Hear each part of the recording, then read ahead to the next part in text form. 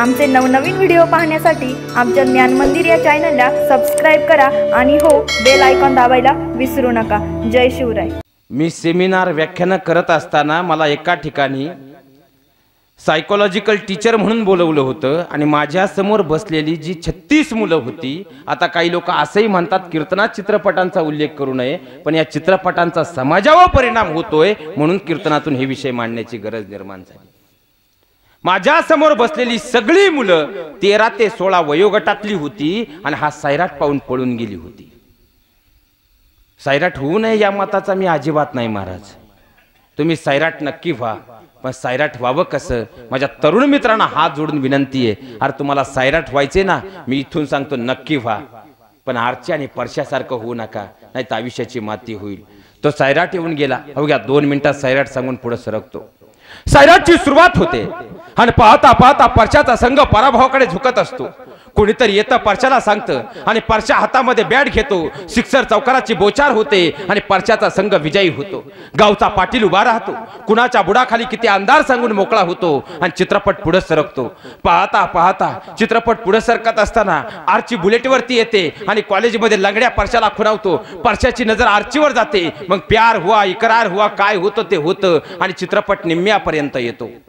आता तो निम्म्यापर्यंत येत असताना, तो चित्रपट निम्म्यापर्यंत येत असताना तुम्ही 10 वेळा पाहिलाय थिएटरला जाऊन, मी जास्त सांगायची गरज नाही, पण चित्रपट निम्म्यावर आल्यानंतर आरची म्हणते परशा पळून जायचं। तिथून पुढेही चित्रपट तुम्ही थिएटर फाडून पाहिलाय, मी सांगायची गरज नाही। चित्रपटाचा शेवट येतो आणि रक्ताळलेल्या अवस्थेत परशा आणि आरचे गतप्राण होऊन पडलेले असतात आणि तान्हुलं 1-2 वर्षाचं बाळ रेंगत रेंगत रक्ताळलेल्या पावलांनी बाहेर पडतं आणि सैराटचा शेवट होतो। असा असावा आमच्या जीवनाचा सैराट। अरे 2 तासांचा काल्पनिक चित्रपट निघतो आणि आमची तरुण पोरं मात्र त्याला वास्तव समजतात आणि स्वतःच्या आयुष्याची माती करत असाल तर या मातीने दिलेल्या शरीराची ही माती करण्याची अवस्था जर आम्ही खऱ्या अर्थानं करणार असू, या जगण्याला उपयोग काय विचार केलाय? माझ्या सगळ्या तरुण मित्रांना विनंती आहे, सैराट नक्की व्हा, पण जर सैराट व्हायचं असेल ना तर थोडंसं मी हा सैराट बदलतो आणि वास्तव सैराट तुमच्या समोर मांडतो। परशाचा संघ पराभवाकडे झुकत असतो।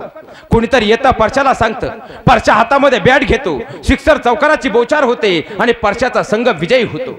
गावचा पाटील उभा राहतो, कुणाच्या बुडाखाली किती अंधार सांगून मोकळा होतो आणि चित्रपट पुढे सरकतो। पाहता पाहता आरची बुलेटवरती येते, लंगडा परशाला खुणावतो, परशाची नजर आरचीवर जाते आणि मग प्यार हुआ इकरार हुआ जे काही होतं ते होतं आणि तिथून पुढे चित्रपट सुरू होतो। तिथून पुढे चित्रपट निम्म्यापर्यंत येतो आणि आरची म्हणते परशा पळून जायचं।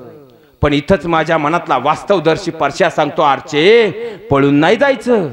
जातीपातीच्या तकलादू भिंती जर गाडायच्या असतील ना तर शिक्षणानं प्रगल्भ व्हायचं, शिक्षणानं समृद्ध व्हायचं। आज मी हे गाव सोडतोय, या गावात मी त्याच दिवशी येईल ज्या दिवशी मी कलेक्टर झालेला असेल, पण तूही घरी नाही राहायचं, तूही डॉक्टर व्हायचं। आणि त्या क्षणी माझ्या मनातला परशा ते गाव सोडून निघून जातो।